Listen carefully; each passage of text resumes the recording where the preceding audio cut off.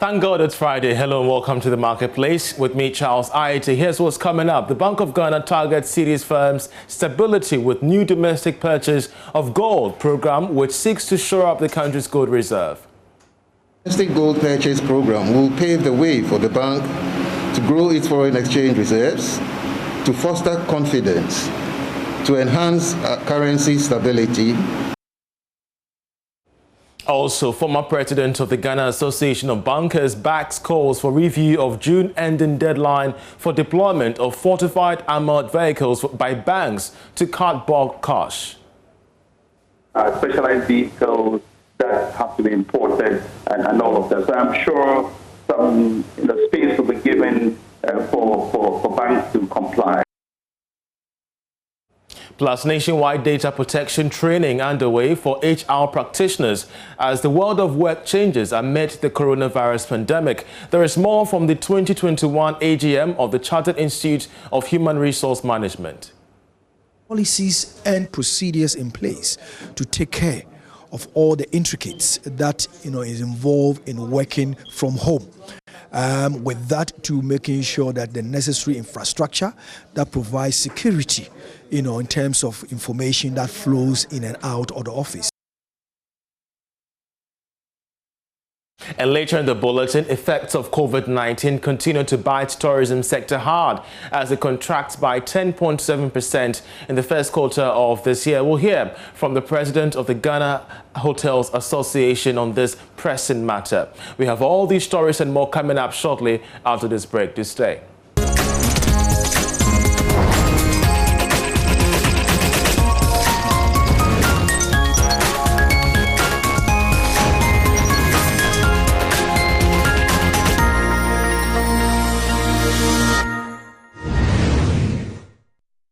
Hello and welcome to the program. The Bank of Ghana is taking several measures to help firmly stabilize the cedi.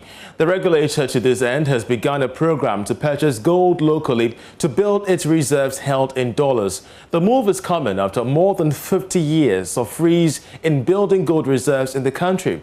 Governor of the Bank of Ghana, Dr. Ernest Addison, noted that the benefits of the program is more than just ensuring the local currency stability, but also to enlarge the economy. George Riafi has more. The program is coming at a time that Ghana's reserves has hit a record high of $11 billion. However, the Bank of Ghana believes that the time has come to diversify its reserves. Hence the decision to finally go this way. Dr. Ernest Addison is governor of the Bank of Ghana. During the era of the gold standard, currency issued by central banks had to be fully backed by gold, measured in troy ounces at the time. This gold standard measure of assessing the strength of currencies was later abandoned at the turn of the 20th century, when economies began printing currencies without the backing of gold. Since this transition, currencies have been backed by a variety of instruments, including gold, government bills and stocks, and first-class bills of exchange.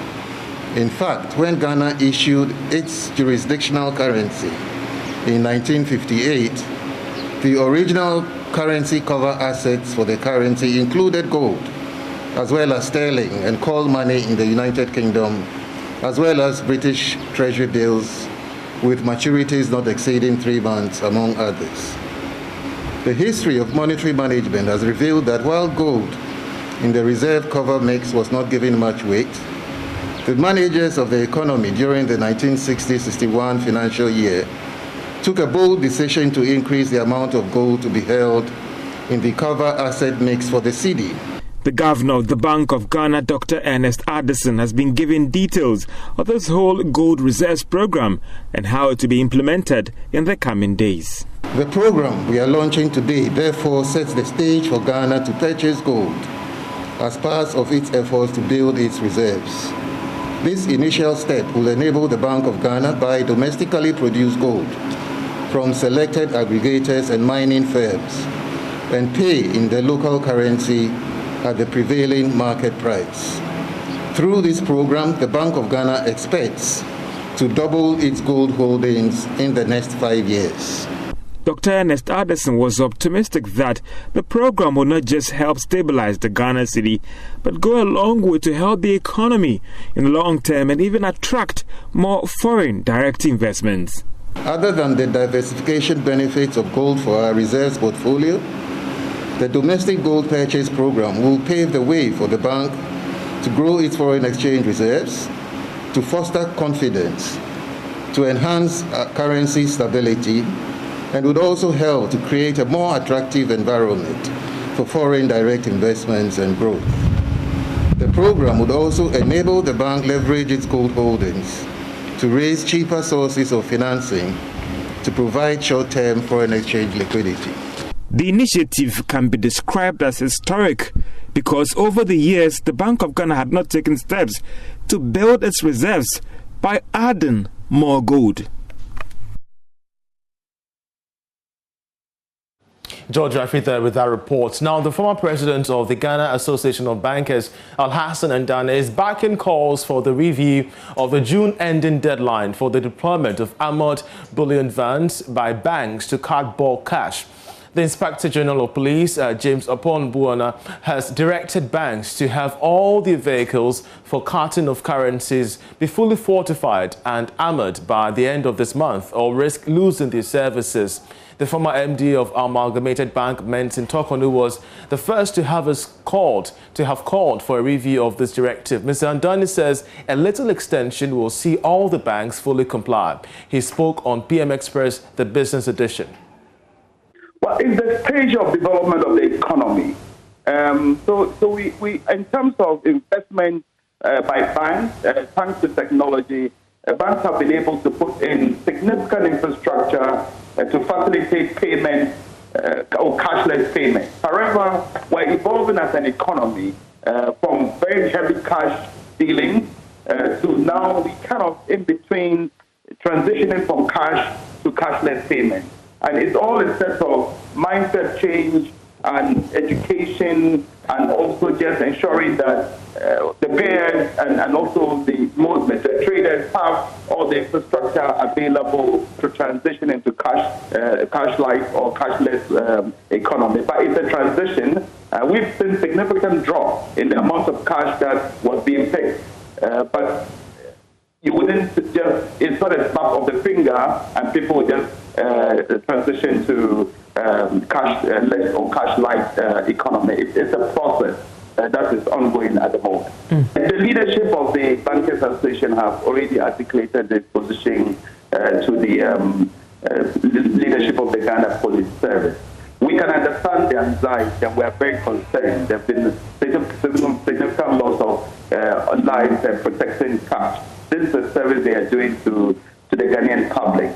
And while the money and the intent and the commitment is there by banks, these are specialized vehicles that have to be imported and all of that. So I'm sure some space will be given for banks to comply. And already there are some armored vehicles or bullion vans already in the system. Certainly not enough, but I'm sure the authorities will work with the banks, given the reality of the situation that these vehicles have to be procured from outside the country and shipped in and cleared and all the licensing done to deploy them. So I believe that some further negotiations will take place to ensure that we can continue to serve the Ghanaian people. It's not really the problem of the banks. The banks are just a reflection of the state of the economy, and we play a vital role in trying to facilitate transactions and also grow the economy. So whatever decisions are being contemplated, is ordinary people of Ghana, traders, and everybody's whose interests have to be taken into account. Yes, the banks may appear to be at the center of it, but we are playing basically a coordination role in the economy, and the banks will not be the ones that will be immediately impacted. Everybody else will be impacted. So I believe the authorities will reflect all these concerns as they try to drive the discipline and to make sure the right investments are put in place.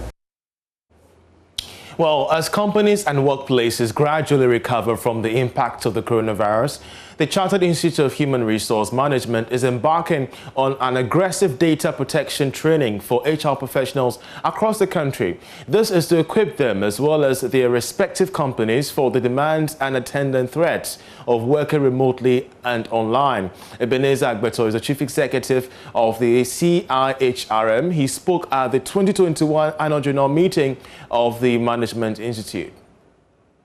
Now so much is expected of us, so we have to ensure that our members are doing right at their various institutions, and that is the reason why we decided to carry through a data protection training which was done virtually, and we had high patronage. We intend doing so as we go forward, just to ensure that our people are acting professionally as expected. And of course, the threats of working online, digital threats and whatnot, how prepared is HR professionals ahead of the new world of work amid COVID-19? Indeed, we are constantly updating ourselves. It is a new terrain. And what we are actually letting them know is that just stay tuned. For us, even last year, we came up with some serious guidelines, which was shared, on our website, sent out to all members to ensure that whatever they are doing conforms to especially the protocols that are expected, that are being given by the government of Ghana. And in addition, also make sure that there are policies and procedures in place to take care of all the intricacies that is involved in working from home. With that, to making sure that the necessary infrastructure that provides security, in terms of information that flows in and out of the office. So these are all part of what we are trying to put in place and to make our members aware, to ensure that they continue to act professionally, although they will not be in the office per se. Well, meanwhile, the president of the Institute of HR Practitioners, Dr. Edward Kopon, says the prospect for the CIHRM in 2021 will focus on the establishment of a committee to speed up work on HR standards and regulations, LI, that will serve to guide professional performance and conduct of HR professionals in Ghana. The Institute will continue to pursue its growth agenda aggressively by tapping into the opportunities in the regions, that's the political regions, for increased membership and patronage of our programs. We also seek to operationalize the law. When after a law has been passed, you always need an ally to operationalize the law. And we already have a committee in place working on that. So very soon, we will go back to Parliament with a draft LI for adoption, for approval, or whatever you may call it. We are also seeking to adopt virtual classes alongside the in-house, so that those who are unable to join us physically can benefit from our programs as the professional certification programs. We also intensify research activities to enable us rake in more revenue. I'll now talk about expansion and collaboration.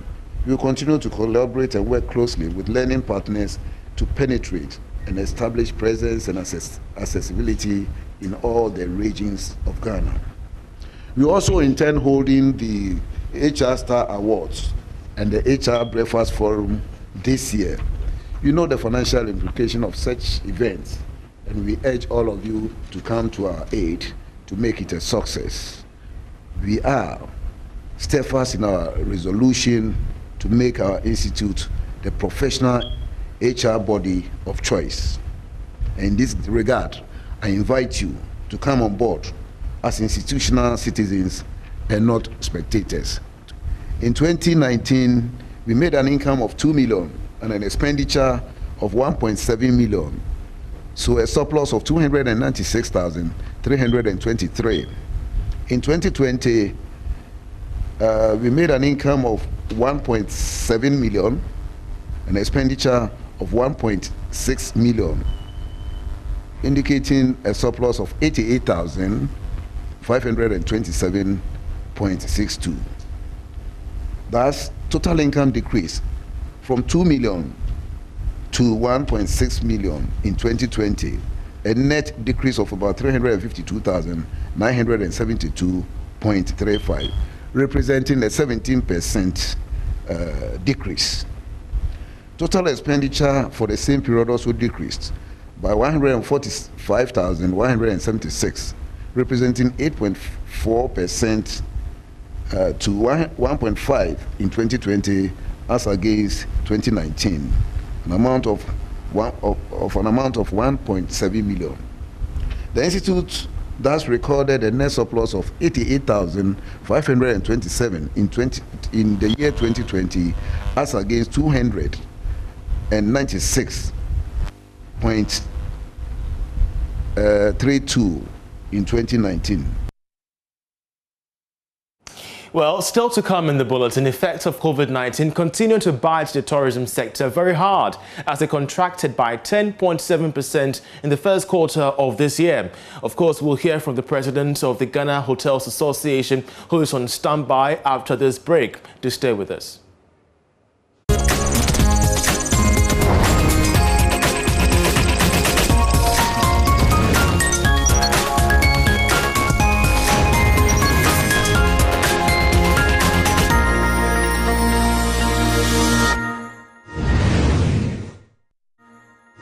You're still watching The Marketplace. Now, the effects of COVID-19 continue to bite the tourism sector very hard as hotels and restaurant sector contracted by 10.7%. Now, this was captured under the latest GDP figures, which saw the economy expand by 3.1% in the first quarter of this year, the lowest since the same period in 2019. Construction, manufacturing, as well as information and communication sectors were the main drivers of growth for the first 3 months. Well, let's break this down a bit, because we're joined via Zoom by the president of the Ghana Hotels Association, Dr. Edward Akwa Nyameke Jr. And of course, we're so grateful, sir, that you joined us. First of all, your reaction to the latest figures, which indicates that your field of play contracted by 10.7% for the first quarter of this year. This could sound troubling to you. Well, Charles, good afternoon and good afternoon to your viewers and listeners. It doesn't come as a surprise to us, and indeed it's consistent with what we've been saying all this while, that the industry is yet to recover. It's picking up a bit, but nothing close to what we had in 2019 or before. So it would be too early to talk about recovery in the sector. I think the data has supported that position. But, you know, Doc, help us understand when you're trying to say that it's picked up a bit, but not as expected, because now we've seen restrictions ease. The president has given has lifted the lid on conferences and specific events. We've seen corporate conferences all over the place. So when you're saying that, you know, you're still not, you know, recouping, what exactly do you mean by that? Are you having shortfalls in your numbers in the hotel rooms? What exactly is the situation here? Yes, just let's put it in some perspective. The lifting of restrictions does not automatically translate into occupancy or businesses. And we should also be careful not to interpret a few hotels doing above average as representing the general picture of the industry. Yes, some hotels are doing very well. And yes, some hotels have positioned themselves in a way to take advantage of the patronage in the country. However, on the wider scale, looking at it at the general level across country, the occupancy is still very, very low, and the patronage of our businesses is still low. And I believe that's what the statistics has captured. And we need to also mention that, yes, the international arrivals, formed a substantial part of the performance of the industry. It's always formed a significant part of the performance of the industry, and that area is still struggling. And you know that also has a rippling effect on even the domestic performance.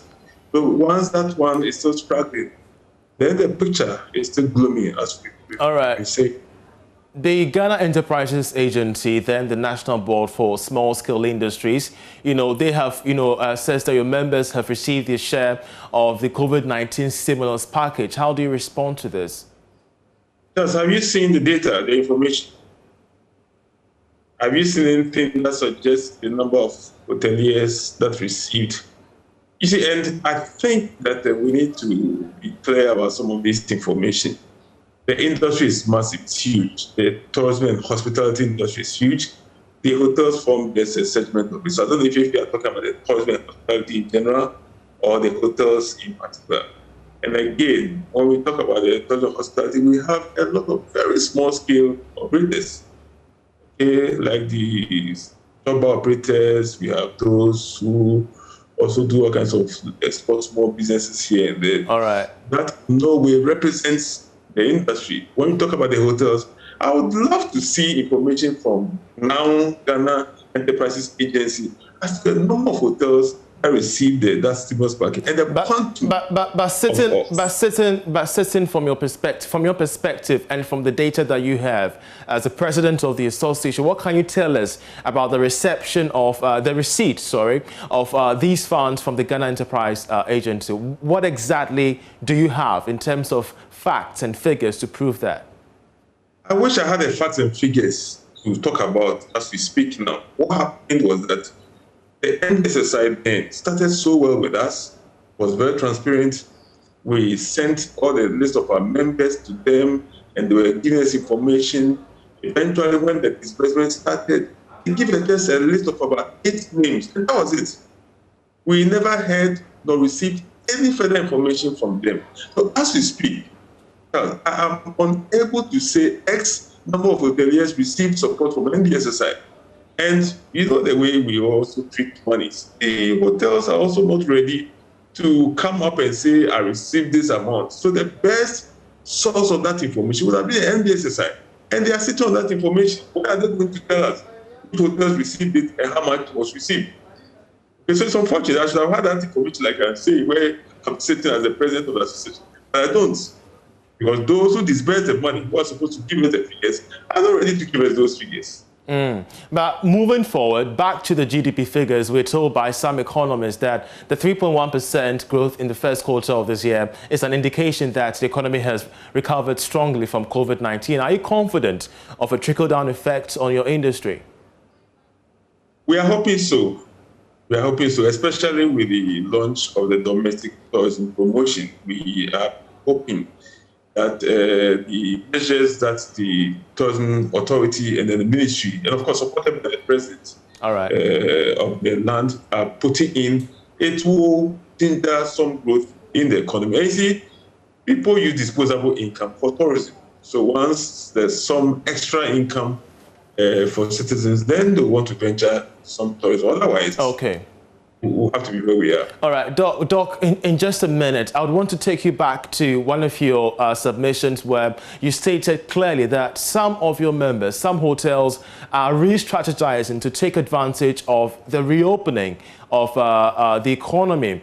How best can your association in this regard tap into what is happening currently so you don't miss out on the entire picture? Okay. But now what is going on is that we are encouraging our members to get into some form of partnership with our colleagues in the industry. For instance, we have the tour operators, the car renters. These are bodies that we work with within the industry to promote packages to people to embark on tourism.